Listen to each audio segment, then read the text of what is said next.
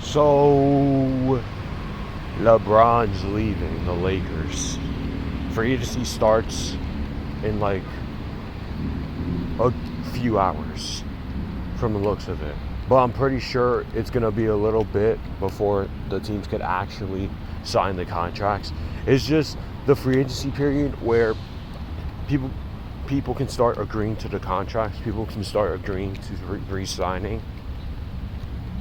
But too much is happening.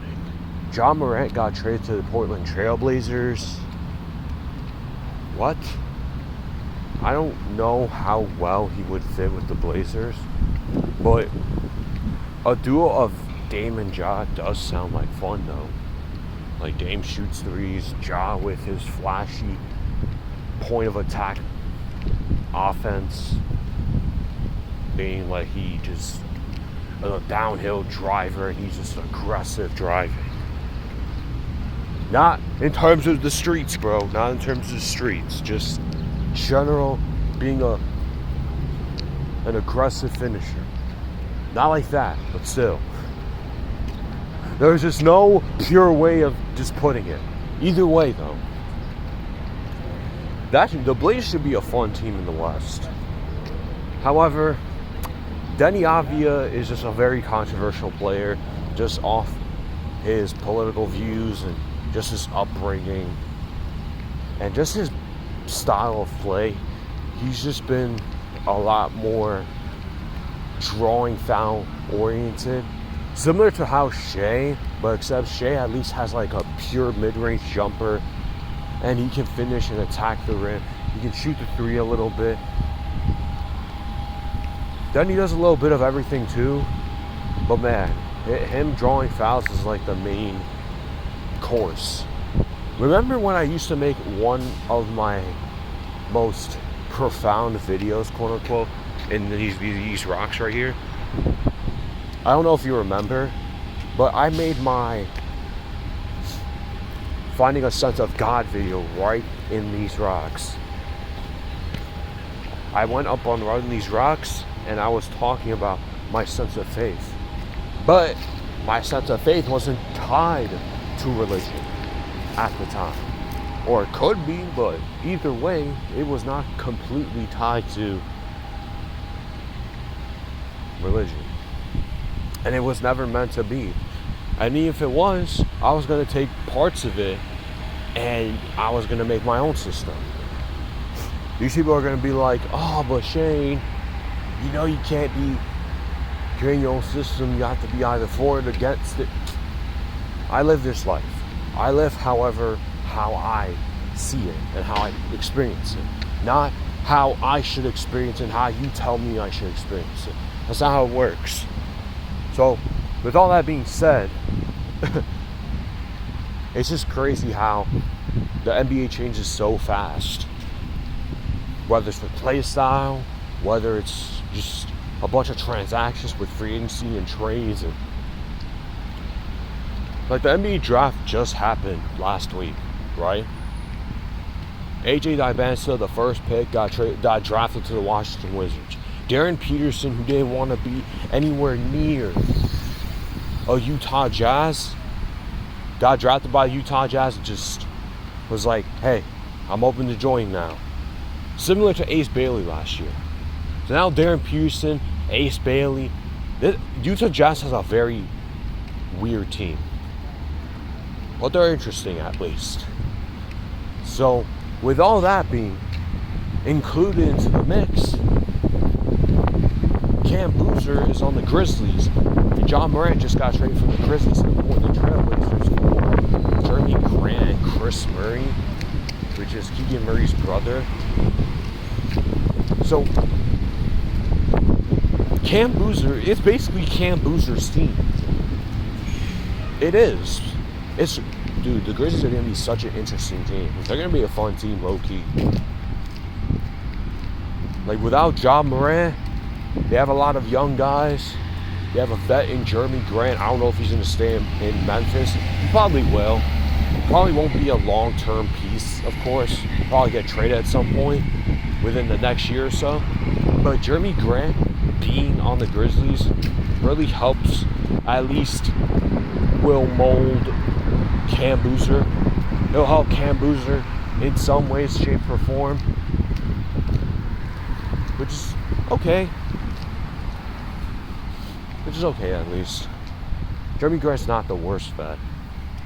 He's just mad expensive. His contract is he's just mad overpaid for what he provides. So he won't play too much. He'll probably start, but he's been pretty injury prone the last few seasons, so I don't expect him to play most of the season. Or if he does, I expect him to just sit out the rest of the year if the Grizzlies are struggling. But either way, oh man, I wonder where LeBron goes though. I wonder where LeBron goes. And I wonder if Kawhi actually gets traded to the Raptors, because Kawhi to the Raptors trade talks is starting to ramp up. I'm like, whoa. So Kawhi is really going back to Toronto, huh? Because the Clippers don't want to give him an extension. The Clippers are going to be a lot different next year. With the Clippers trading Zubac away, trading James Harden away to Cleveland, trading Zubac to the Indiana Pacers. Bro, this team's going to be so much different. But it's going to be interesting. Because the Clippers at least are finally deciding, hey, let's be serious and let's hit a little bit of a reset button. They're finally doing that. So I'm pretty sure by this move, they're going to hit the reset button. I can't wait for that. And if Kawhi to Toronto reunion actually happens, oh my goodness, bro. Whoa. Man, oh man. That Toronto Raptors team is going to be low-key scary. Oof. We got to see what else, how else the other pieces are built around. I know Kawhi wants to live in LA the rest of his career, but with the way the timeline shifted and the Clippers not wanting to give him an extension, so he's on the block. The Timberwolves would be the next option, but the Timberwolves are such an interesting destination. LaMelo Ball just got traded from the Charlotte Hornets to the Minnesota Timberwolves. Miles Bridges, the wife beater, freaking got traded from the Hornets to the Suns. It feels like the Hornets and Suns make trades every offseason now with each other. It's so crazy. Mark Williams, Nick Richards, now Miles Bridges. And also unironically, freaking Nick Richards is now not on the team anymore.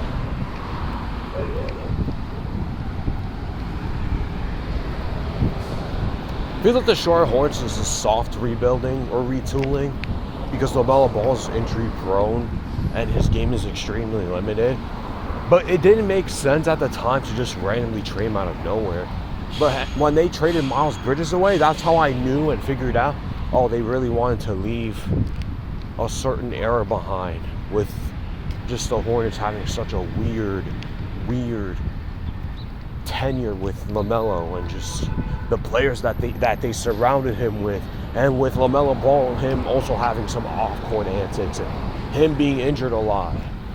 So the Hornets really wanted to have a fresh start somewhere, which is nice, actually. It's good that the Hornets aren't actually fully rebuilding again, which wouldn't make any sense because they were a play-in team last year and they had one of the best records in the second half of the year. But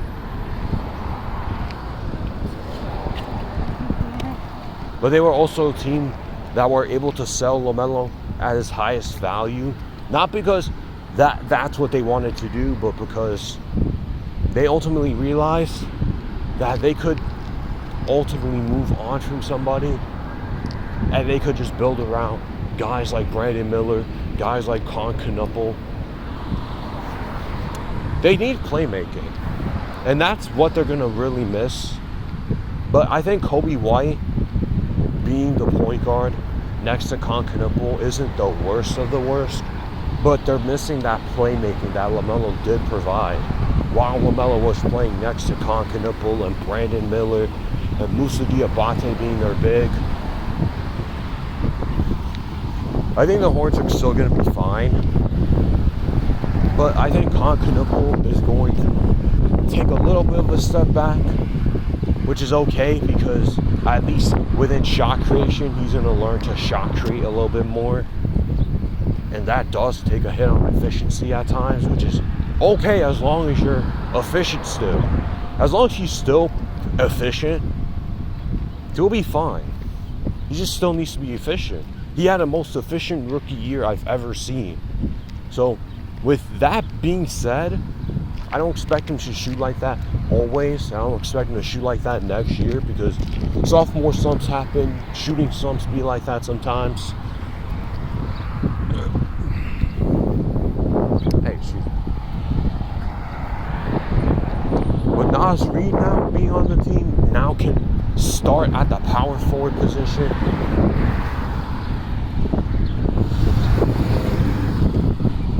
That's what's up. The Hornets are still a pretty solid team. They're still like a playing team. They still need more pieces. But so far, it's not looking like the worst soft tooling, like most people would call it. It's not the worst. It's really not. So I can't wait for how this offseason continues to shrivel. Because I know Marcus Smart might leave the Lakers because the Rockets are really aggressive in trying to pursue him from the Lakers. LeBron's leaving the Lakers. Austin Reeves just re-signed with the Lakers on a huge deal. Huge deal. 4 years, like $185 million. Huge deal for Austin Reeves. I mean, he deserves to get paid, of course. That contract is just mad expensive.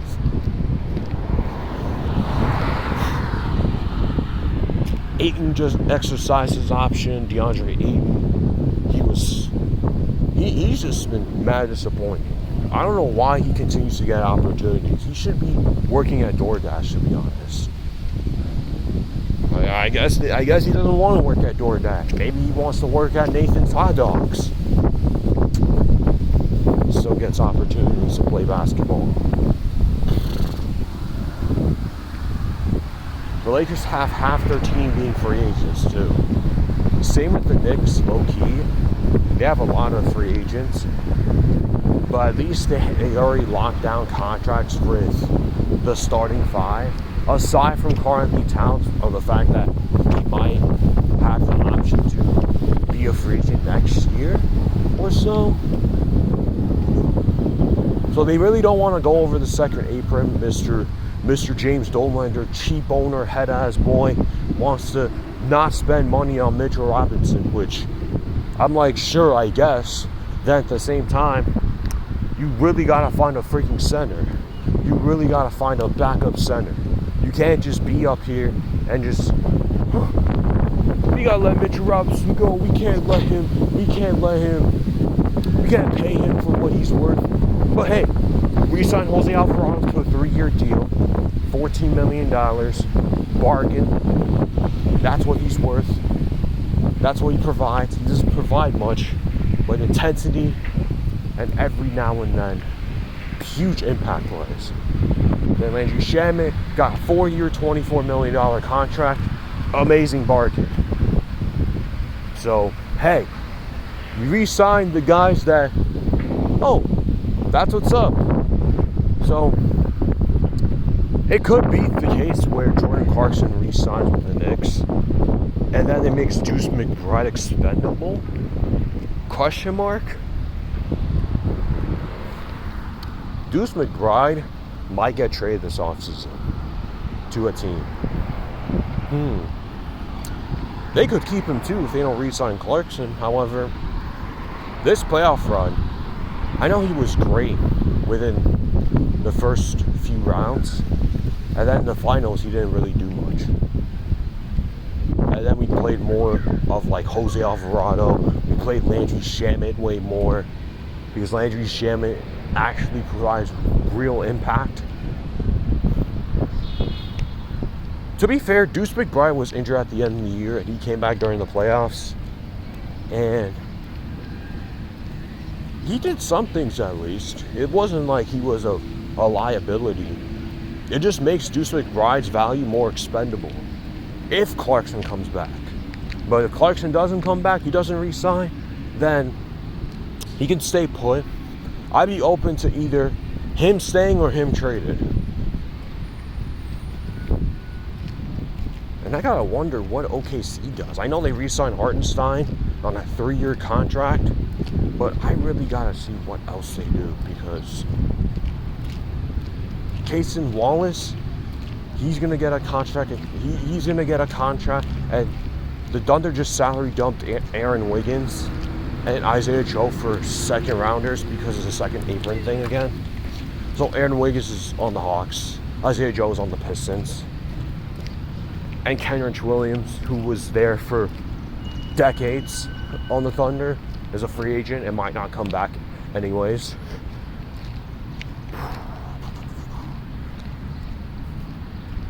This Thunder team's going to low-key be a lot different next year. I'm so intrigued by the OKC Thunder team. There's just so many teams. Look, the Timberwolves, they need a wing. They need another wing. They need a 4. I wonder who they get. Giannis got traded to the Heat too. You know, Giannis Antetokounmpo, one of the best players in the league, got traded to the Heat to start off the offseason with Tyler Hero, Jaime Jaquez, Khalil Ware, Kasparas, one of their picks from a year or two ago, and some picks. That really launched a rebuild for them. Oof. It was Giannis and Bobby Portis for those 4 and some picks. Might be a big deal, because that trade's not going to be official till the next week or two. But man, I'm so excited about how the NBA free agency is going to unfold, because there's just not even just so much drama, but there's just so many pieces that are possibly moving from already. Giannis got traded. John Morant got traded. LaMelo got traded. Kawhi could be on his way out already. LeBron said to the Lakers, I'm leaving. I'm gone. And the Warriors, Heat, and Cavs are interested in him. Cavs for a possible 3rd-year reunion. Heat for a possible 2nd run with them. There's so much happening. You just gotta sit back and observe.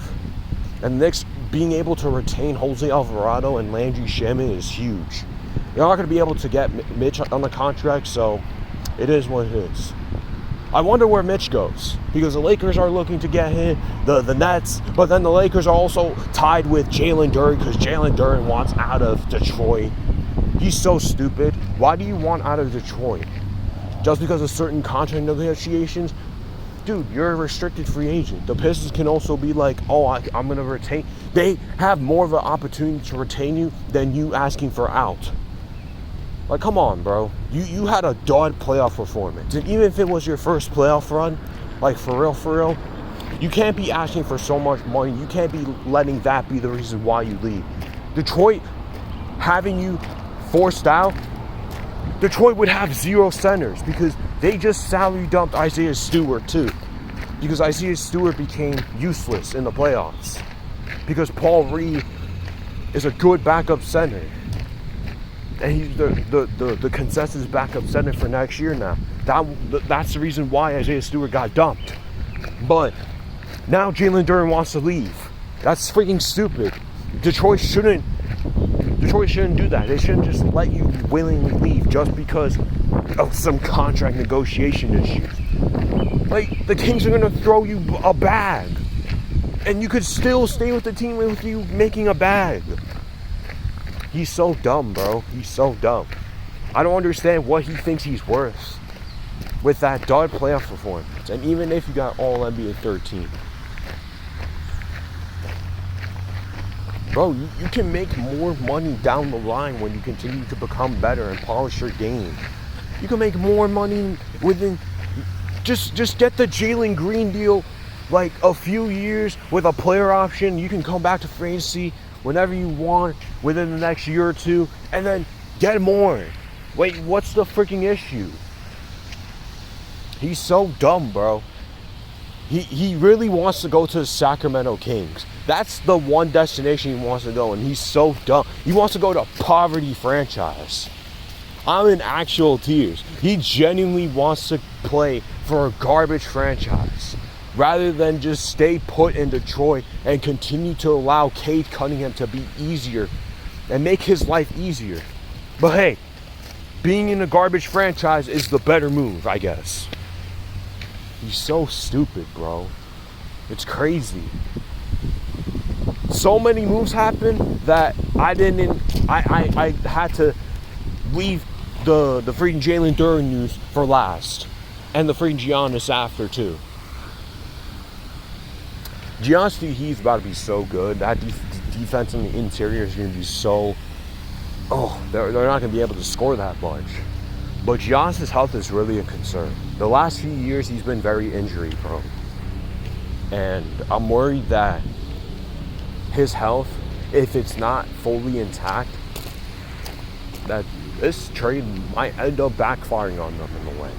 But they really got not that much for Giannis, which is interesting. I'm also intrigued by the Hawks offseason. I wonder what they do. I know they re-signed CJ McCollum and Jock Wandale, and they let Jonathan Kuminga walk. They're going to let Buddy Hield get salary dumped too, although stretch him. Yeah, Buddy Hield's nothing. He doesn't play any minutes for the Hawks anymore. They probably trade Zachary Reese-Sachet, who is currently a bust right now, for the Hawks. They'll probably trade him too. They'll dump him to another team. They'll dump him to a poverty franchise. He's cooked. Zachary Reese-Sachet's cooked. Buddy Hield's cooked. I think teams are going to want Kuminga. But there has to be a specific team that needs Kuminga that, hey, because Jonathan Kuminga is a very polarizing player. He has a polarizing archetype. So I'm not sure what team would genuinely go after him. But there's a team out there that's going to get him. But it has to be a team that genuinely would expand his game and his arsenal. If he goes to a team where he is not really one of the primary options, he's cooked. He's not fitting with the team. He's not going to fit with the team. He's just too inconsistent too. So he shouldn't be asking for much. He shouldn't.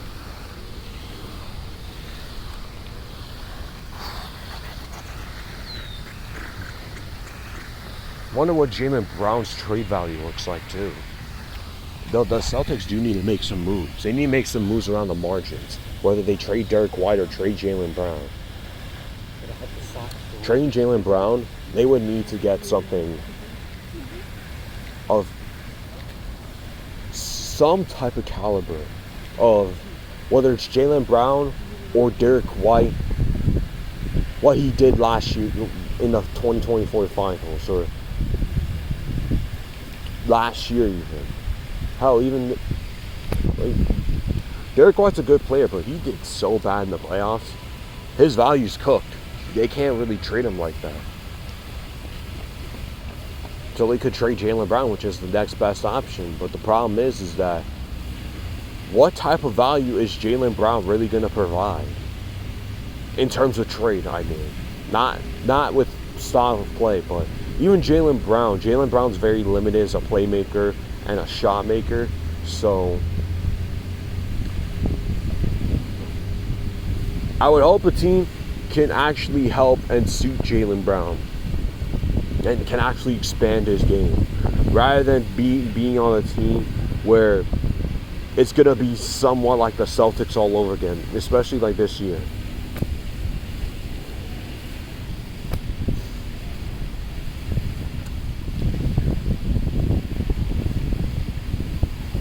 Cleveland has some free agents. I'm worried about how their team's going to shape out because Cleveland's such a weird team. They got swept by the Knicks last year in the Eastern Conference Finals. And Donovan Mitchell up for an extension at some point. I'm worried about what his value looks like.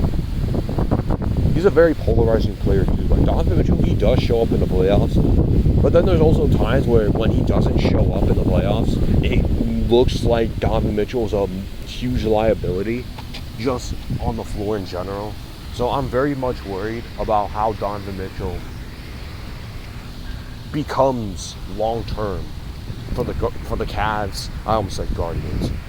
I got baseball pilled to the max, to the point where there's gonna be times where I slip up and be like, oh, the Cleveland Guardians. Oh wait, I'm talking about the Cavaliers. I'm talking about basketball. Hold up. I fell a raindrop.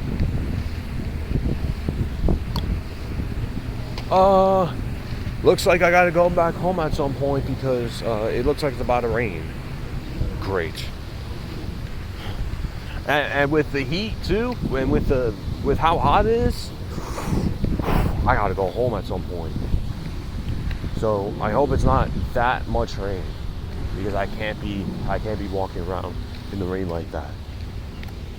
Especially if I'm not even well equipped for it. Like I was thinking tomorrow, because I saw tomorrow it was gonna rain, but not today.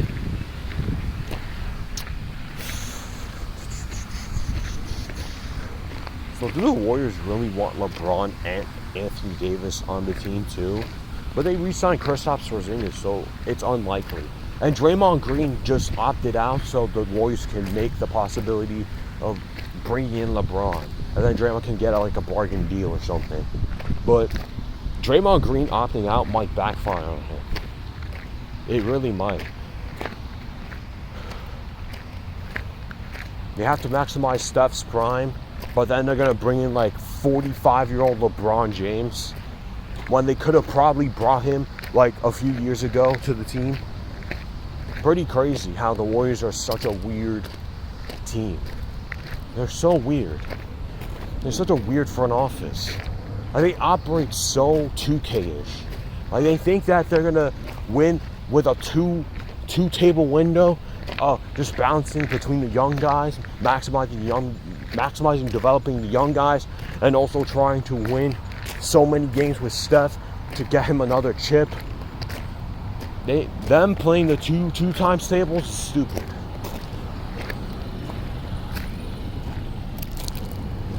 But what do I expect from the Warriors front office that got gifted Steph in their lap?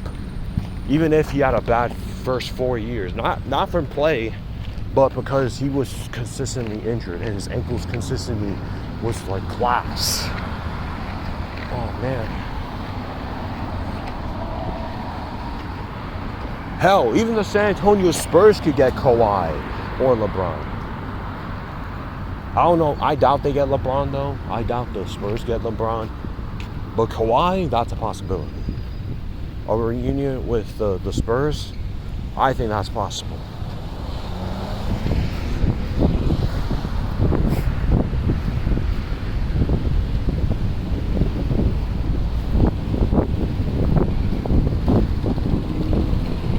So I gotta see each and every team, what move they make throughout the offseason, and just go from there.